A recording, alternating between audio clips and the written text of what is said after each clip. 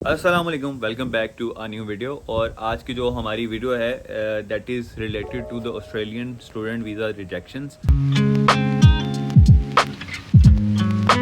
आप लोगों ने अभी तक सुन लिया होगा कि काफ़ी सारे स्टूडेंट्स के जो वीज़ाज़ हैं वो रिजेक्ट हो रहे हैं, और ये सिर्फ पाकिस्तान के साथ नहीं हो रहा, ये पाकिस्तान, इंडिया, नेपाल, बांग्लादेश और इसके अलावा भी कुछ डिफरेंट कंट्रीज़ हैं। ये ऑस्ट्रेलिया जो है वो ऑलमोस्ट सबके साथ कर रहा है। हाँ, पाकिस्तान के साथ थोड़ा ज़्यादा है क्योंकि पाकिस्तान की अपनी भी जो अभी मुल्क के हालात चल रहे हैं, जो ये पॉलिटिशियंस का मसला था और हमारी जो इकोनॉमी है उसकी वजह से हमारा नंबर जो है पाकिस्तानियों का वो थोड़ा सा ज़्यादा ख़राब चल रहा है।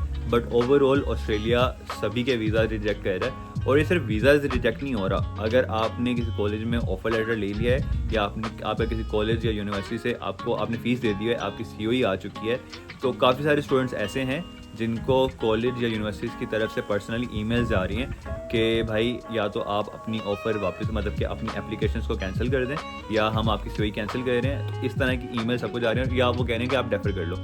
ऐसा अब ये वो चीज़ें हैं जो हो रही हैं। तो यार ऐसा हो क्यों ना है? तो what is the reason for all this? तो यार बात यह है कि पिछले 1-2 साल में ऑस्ट्रेलिया ने अंधाधुन वीज़ा दिए, सबको पता है।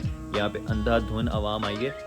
कोविड में बॉर्डर बंद था, तब लोग आ नहीं सकते थे, लेकिन जैसे ही बॉर्डर खुला है बहुत लोगों ने मूव किया। अब उसके जो नुकसान हैं वो अब सबके सामने आ रहे हैं।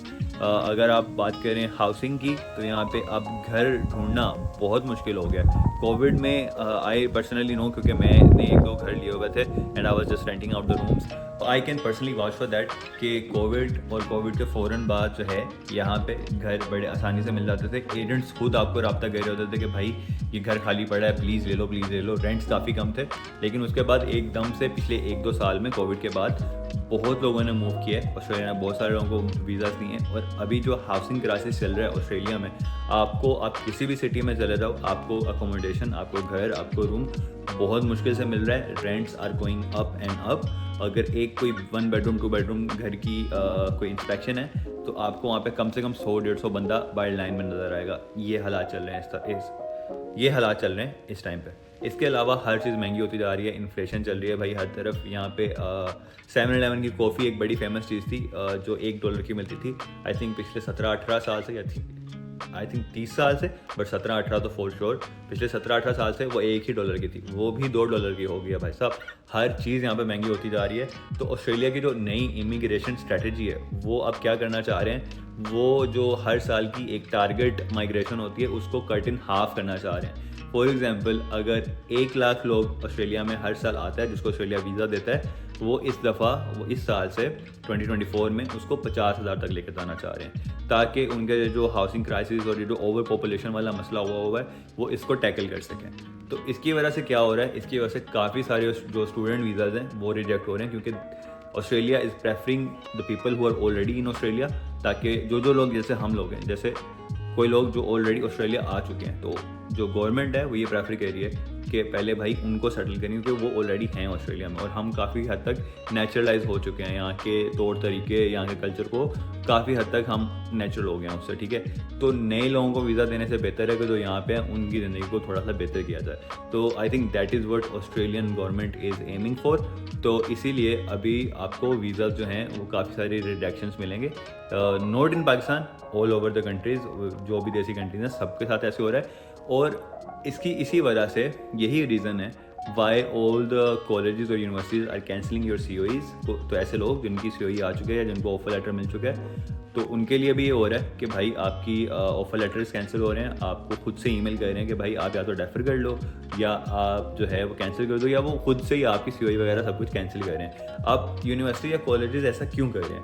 वो इसीलिए कह रहे हैं भाई कि जब फॉर एग्जांपल मैं विक्टोरिया यूनिवर्सिटी में मास्टर्स कर रहा हूँ, फॉर एग्जांपल आप मास्टर्स आपके बैचलर्स में या मास्टर्स में विक्टोरिया यूनिवर्सिटी में अप्लाई करते हो, ठीक है। Victoria university is like in level 1।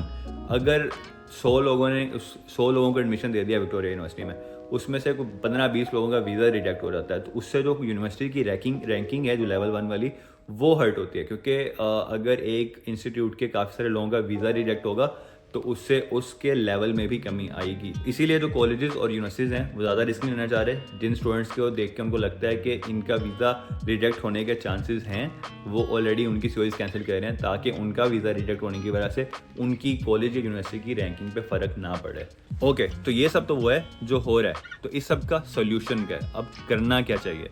तो what I will suggest you all is कि भाई अगर तो आप कोई फ्रेश ग्रेजुएट हैं, आपने अभी फ्रेशली बैचलर्स किया है, आपका अभी अभी लास्ट सेमेस्टर ख़त्म हुआ है, या आपने अभी अभी एफएससी के एग्ज़ाम्स दिए हैं, आपका अभी अभी रिज़ल्ट या तो आ गया है या आने वाला है, तो भाई और आपके मार्क्स अच्छे हैं, आपकी बैचलर्स में सीजीपीए अच्छी है, आपकी एफएससी आईसीएस जो भी आपने किया उसमें आपके मार्क्स अच्छे हैं, आपके आईएलटीएस में बैंड्स काफ़ी ज़्यादा आ गए हैं, आपकी एसओपी बड़ी अपीलिंग है, ठीक है, फिर तो आप अप्लाई करें, ठीक है। लेकिन अगर आप बेयर मिनिमम में आ रहे हो ना, जैसे कुछ लोग एम करते हैं कि अगर स्टूडेंट वीज़ा की आइल्स की जो मिनिमम रिक्वायरमेंट है वो जी 6 ओवरऑल है, 6.5 ओवरऑल है, 6 से नीचे है, वो 6 से नीचे ले लेते हैं, 6 ओवरऑल ले लेते हैं, दैट इज़ बेयर मिनिमम। तो अगर आपका वो है, आपकी सिर्फ 60% है मुश्किल से, आपकी इंटरमीडिएट में या बैचलर्स में भी ऐसे ही, तो भाई आपके जो वीज़ा चांसेस हैं ना वो थोड़े से कम है। और ख़ास तौर पे वो लोग जिन्होंने एफएससी 1-2 साल पहले की थी, या बैचलर्स का तो नहीं इतना खास फ़र्क पड़ता, लेकिन अगर एफएससी आपने 1-2 साल पहले किया है